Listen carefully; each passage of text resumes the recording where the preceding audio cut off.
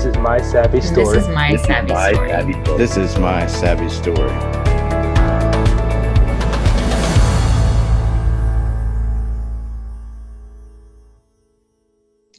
It was very humbling.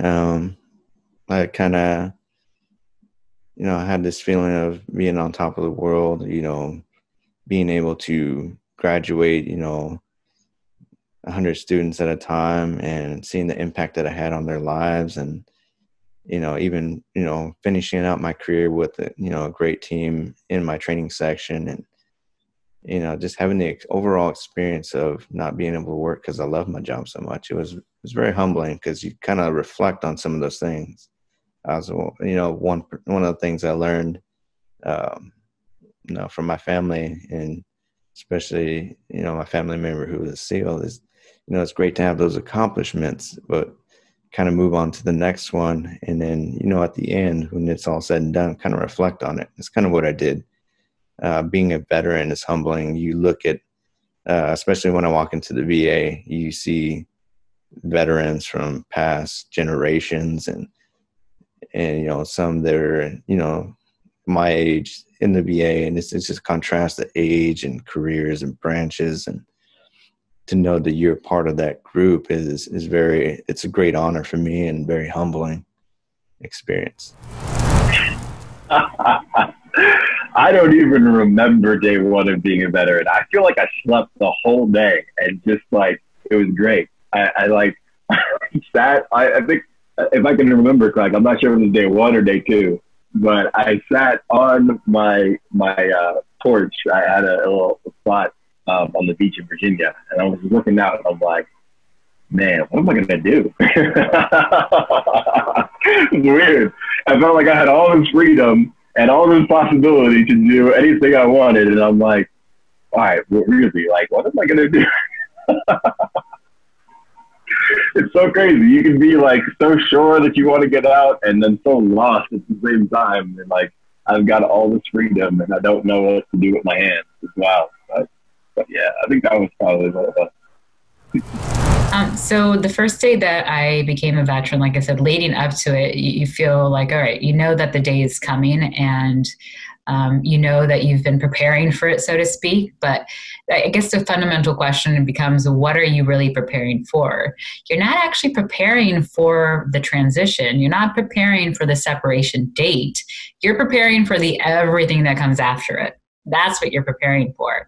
And I think that realization really came into me that first day when I became a veteran. And I didn't get the fireworks. I didn't get the explosion of whatever it was that I was anticipating. I can't even tell you what it was that I was expecting, but I had put such a fine point on that day. I had put such a fine point on leading up to that day. Again, not realizing that my preparation was not for that day. It was for everything that was going to follow that day. And how do you truly prepare for that, right? That's a constantly changing process. And where I was 6 months prior to getting out versus the day before I got out was completely different. So my anticipation and excitement was very, very quickly met with the realities of the complicated process, with the kind of discouraging aspect of interviewing with no calls back, not being really able to conceptualize what I wanted to do, giving it my all when it came to interviews, saying what I thought was all the right things, but not realizing that the disconnect was really in me not knowing what I wanted to do. And so how could you possibly convince somebody else that, yeah, you're the right fit for the job when you don't even know if you're the right fit for the job? So all of that was very much the truth of it all came to a head the day that I became a veteran, because again, the expectation of this day that I had built up in my mind was just not the reality of what that day was. And because I was so focused on that day and not the everything else that preceded that, I was left kind of, with disappointment, because I had set up this expectation of something that just wasn't the case. Day one, that's a tough question, because I started work on terminal leave, so it's kind of blurry, we moved to California. I was still technically at the duty, but yeah, I started right after Labor Day. and, you know, I grew my hair out a little bit. It was definitely a relief. And I just really told myself, I said, every day, just take a deep breath. Don't be in a rush. You got time. That was definitely one thing mentors always told me, is that, hey, you know, in the military, you kind of used to hitting the ground running. You don't necessarily feel like you have to take that approach when you get out, especially in a program like what I was in. They understand that you just did 20 years in the Navy, and there may be a lot of things where you can relate, but you're not going to be expected to know all of these things on day one because you're in a program. So, yeah, hopefully that answered the question.